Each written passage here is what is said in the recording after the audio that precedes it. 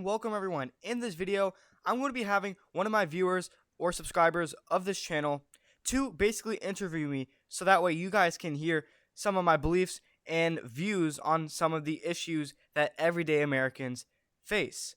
So basically, in this video, I have a subscriber with me. In this video, we're going to be doing a collab with one of my fans, and they're going to basically be interviewing me, kind of like an interview, and I'm going to be answering their questions, and there's going to be a total of 7 questions in this video for you guys to hear my views on. 7 questions. So let's begin with the first question.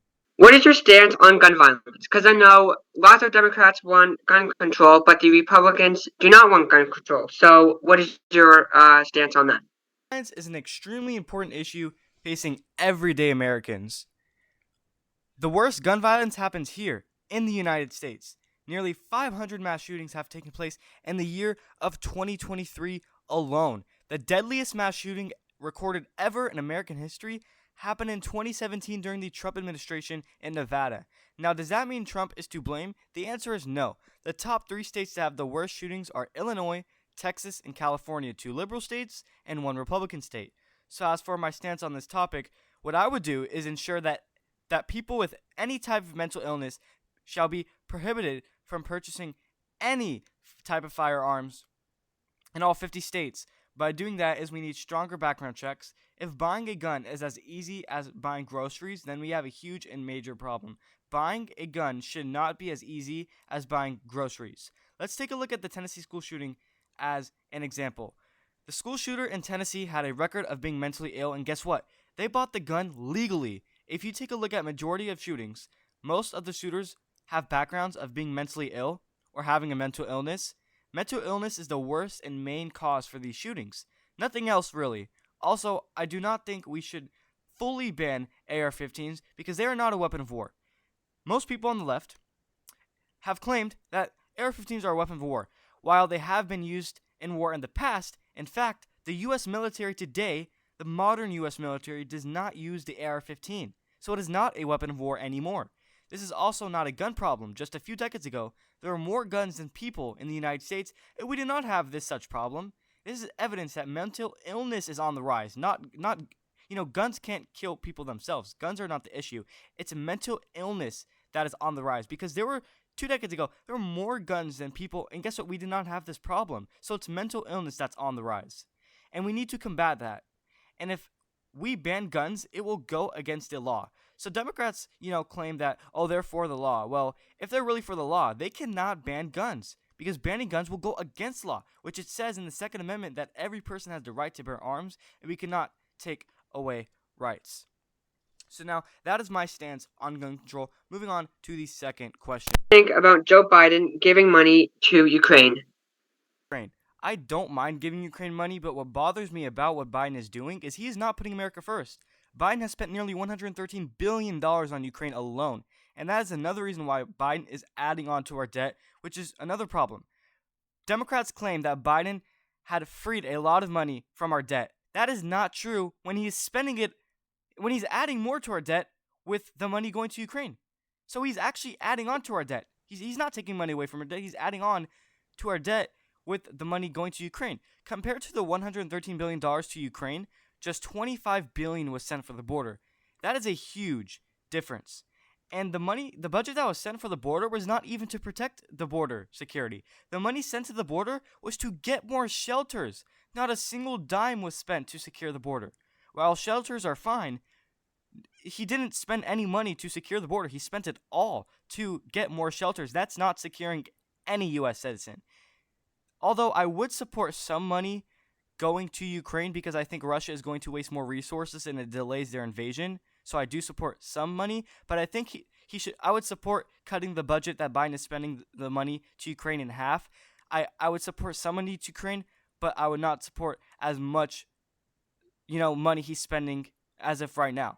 Just the money that Biden's spending right now, I think is too much. I would support maybe half of that budget. I just think $113 billion, and he's gonna give them more too.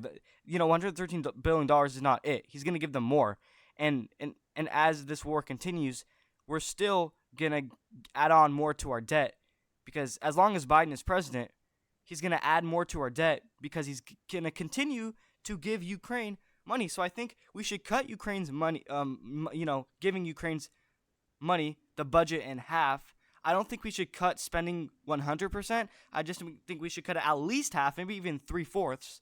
Um, but yeah, I think he should be spending way less on Ukraine. But I would still support some funding, but not as much funding as Biden is doing right now. I think that's just excessive at this point.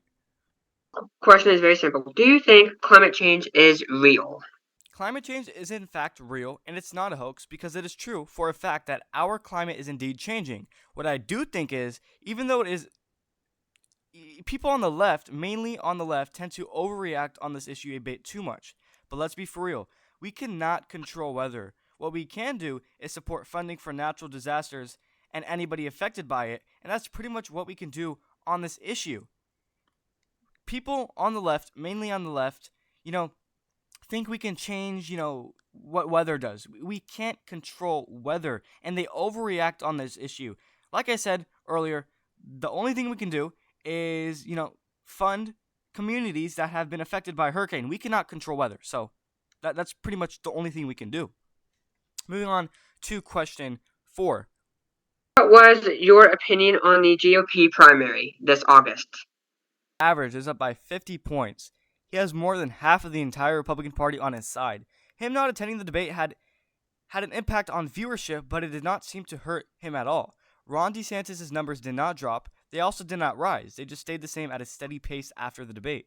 There was only one person who had the biggest positive impact, and that was the rising young star among the Republican Party, Vivek Ramaswamy, who I think could possibly be the party's, nominee in the year of 2028. So here's what I expect. I predict that anyone below 2% will drop out after the second debate in late September. People like Asa Hutchinson or Doug Burgum will be gone right when the second debate ends because there's no point in them wasting more money just to lose. I think Chris Christie will hold on for a bit longer, and same for Mike Pence, but I don't think they will hold on for too long. I also think that Tim Scott will drop out in a couple of months prior the Iowa caucuses, and when he does, I think he will immediately endorse Trump and rally behind Donald Trump. As for Nikki Haley, I think she could last until Super Tuesday, but not after it. It truly comes down to 3 candidates after January. That will be Vivek Ramaswamy, Ron DeSantis, and Donald Trump, who is the frontrunner and is expected to be the party's nominee for 2024 if the indictments don't get in his way. Everyone who is not Donald Trump and is still on this stage today will be trying for second place or a VP spot. In reality, they're not trying to be the nominee. They're trying to be Donald Trump's vice president. Let's be for real. Out of everyone, Vivek Ramaswamy is probably in the best spot for second place or a running mate spot in general. And I still see it being unlikely Trump attends a debate as long as his numbers do not fall, as they are not falling currently. Only case he does attend if his numbers do drop, but I doubt that will happen. So, now moving on to question 5. Who do you think Donald Trump will pick for his VP in 2024 if he is the nominee? So Donald Trump has actually hinted at a few candidates he is interested in, and I even made a video on this. He said very nice things about Tim Scott, and he complimented Vivek Ramaswamy. He also publicly has interest in Kristi Noem and Candace Owens. I think Trump's VP pick will be way more interesting than it was in 2016, and he will pick a better person in my opinion rather than Mike Pence. Not saying Mike Pence is bad, but there's other people better than him after what happened in 2020 that some Republicans would argue. But some people on the left are hoping for him to pick Carrie Lake or Marjorie Taylor Greene, which would be a disaster and one of his worst decisions he would ever make, in my opinion. Out of all of those people, if I'm Trump, I'm going with either Candace Owens or maybe a Vivek Ramaswamy. I would totally avoid picking Carrie Lake, as that would be a disaster, and same goes for Marjorie Taylor Greene. Most Republicans don't even, or at least half of Republicans at least, don't even like the two of Marjorie Taylor Greene or even Carrie Lake. What are your thoughts on how the Black community will vote in 2024? So do you think, based on 2020, do you think that they will vote for Biden again, or do you think they will give Donald Trump a second look? Considering the economy, I think a lot of them will wake up and not vote the way they did in 2020. Kamala Harris is a joke and Biden is an old white man is what I think a lot of people in the Black community will be thinking for 2024. Polls have recently suggested that Trump is expected to do way better among blacks black people than he ever did, which at this point is looking very true. Biden will lose support amongst blacks in 2024, and he will not come near 90% of the black support in 2024. But does that mean Trump will take majority of the black vote? No, that's a reach. We can all agree. Because of this bad effect for Biden with blacks, I think there's a decent chance Trump wins Georgia like he did in 2016. I don't think Biden will get the turnout amongst blacks that he did in 2020. Considering the economy, yeah, no way. A lot of, he gets the same amount of support amongst blacks when he did in 2020. No way, considering the economy and considering how bad Kamala Harris is, and considering how just Biden has no enthusiasm, and I don't think he will appeal to a lot of black support. I think he just really got lucky in 2020. So whether you agree with luck or not, I think he really got helped out in 2020. With Kamala Harris, but now that a lot of these black folks see that Kamala Harris is just a useless politician, I don't think he will get the same turnout that he did in 2020. I mean, it's not like Donald Trump will take majority of the black support, but it will help him win some of these swing states, such as Georgia, for example. Now, moving on to the next question. Right, so probably the most important question, how do you think Joe Biden is handling the southern border? Because of all these illegal immigrants coming over and what do you think about that? I think the border is one of the Biden's greatest weaknesses and failures in his administration. Border Patrol agents have recovered nearly 30,000 pounds this year and last year alone of fentanyl. And guess what? Biden is the president in these past 2 years with all these fentanyl numbers on the rise. Even Nancy Pelosi admitted we need to stop the fentanyl crisis. If residents near the border are really in need of help, I doubt that they will vote blue in 2024. What Biden and the Democrats plan is to have these people coming in from the border to hopefully vote blue to keep Democrats in power. Now, it could possibly backfire, but it also may not backfire. Now, during the Biden administration, record numbers of people entering illegally have been recorded. Biden is breaking records after records when it comes to how many illegals can enter. Although I do support coming in because our country was built on immigrants, and our country was basically built on immigrants, I still do find the wall to be beneficial in securing the safety of citizens who live in the U.S. I think if we can catch anyone who enters illegally, they should be sent back instead of released into the U.S., which what Biden is doing is releasing illegals into the U.S. instead of sending them back. That right there is how we have dangerous people enter if we just release them in the U.S. People that we have no idea who they are, and we have no background information of them, we just release them into our country. That's how crime rates will spike. If we don't know the history of an immigrant trying to enter, then I think they should be sent back and not released into the U.S. because that's how crime rates spike, and they could be a bad person. We don't know who's good, we don't know who's bad. So anybody that's not documented should be sent back because we don't know if they're good or not. And they could have a crime history for all we know, and that is very common on what is actually happening with the Biden administration. I also do support healthcare for undocumented immigrants. Now, that is not really popular amongst Republicans. That's actually kind of a Democrat stance. But, I mean, come on. I think undocumented immigrants deserve some healthcare as well. They shouldn't be treated, horribly wrong. I think, even though they're undocumented, they should get some sort of healthcare. I don't mind if it's limited healthcare, but I think they should get some healthcare because they are, in fact, in our country if they do end up coming here, which I think they should get sent back if they are, in fact, undocumented.